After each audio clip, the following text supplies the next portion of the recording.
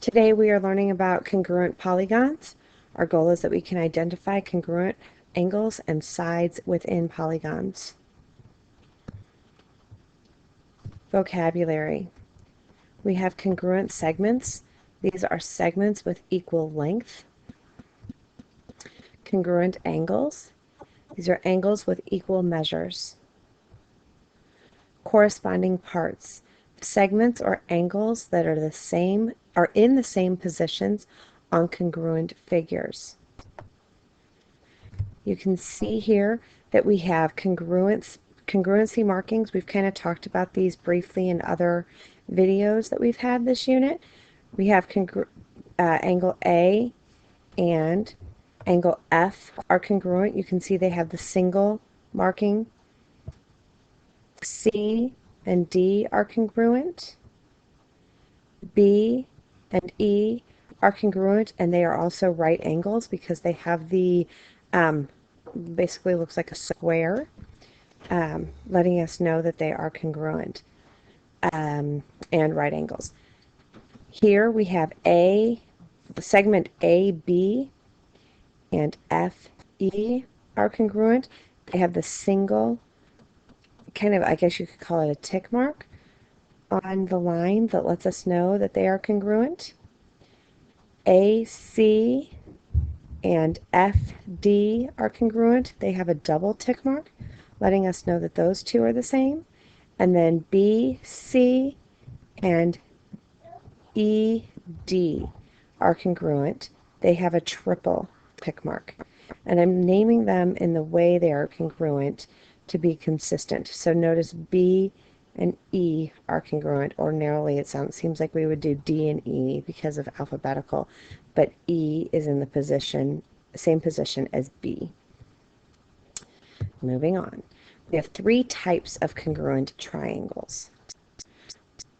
We have side, side, side, or SSS. This is when we have three congruent sides.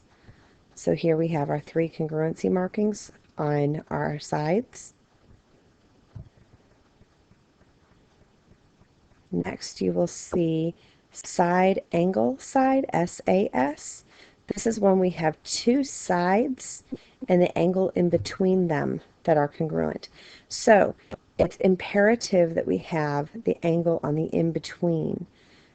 That's why it makes it SAS. Okay? If it was one of the angles on the other side, that would not prove the congruency. And our final type of triangle congruency is angle side angle, where we have two angles that are congruent with the side in between them that is congruent. Next, we go into the angle-angle similarity postulate. This tells us that if two angles of a triangle are congruent, then the two triangles are similar. So this is if we are given the two angles are congruent. We can conclude that the third one would be congruent, or would be congruent to the third angles would be congruent because of the rule of triangles being equal, all angles equaling 180. Because if these two these are congruent and these are congruent, these would have to be congruent. Now all this says is that they are similar.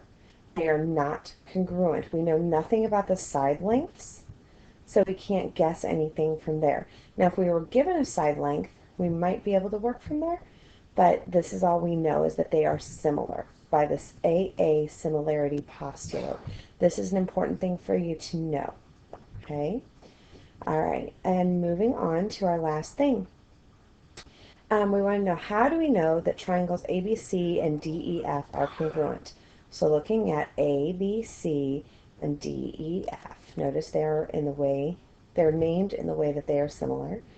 We want to know, I guess in the way they are congruent. We don't know that we weren't told they were similar. We're told they are congruent. So how are they congruent? Look back at your definitions, look back at your notes, and hopefully you see that they are congruent by side angle side. Okay, we've got a side, an angle, and a side. All right, next question is, if line AB, so this is line AB, is 2x plus 6, and line DEF is 7x minus 19, what is the length of each side? What I'd like you to do is pause it and go ahead and figure that out. When you come back, I will go, or if you're not sure what to do, I will go ahead and work through it. I've actually written it out just to save you guys the time because I am doing this at home. All right, so hopefully first you did this. You set the two expressions equal to each other because we know that these two lines are equal to each other because of their congruency markers. So 2x plus 6 equals 7x minus 19. So we solve them by subtracting 2x from both sides, so adding 19 to both sides. We get 25 equals 5x, and x is equal to 5. So then to find out what the length of each side is, you just plug in to the expression. 5 is your value for x, so 2 times 5 plus 6 is 16, and then just always double check with using both of them. And 7, oh, I forgot to actually write the 5, or the 5. So this should be a 5. Go ahead and fix that really fast. Let me pause it and come back. Okay, fixed it now. And I've got 7 times 5, which is 35, minus 19 gives us 16. So that's our lesson for today. Hope you enjoyed it. As always, if you have questions, write them down, and we will revisit them next time we are together in class. Hope you enjoyed the lesson. I'll see you next time.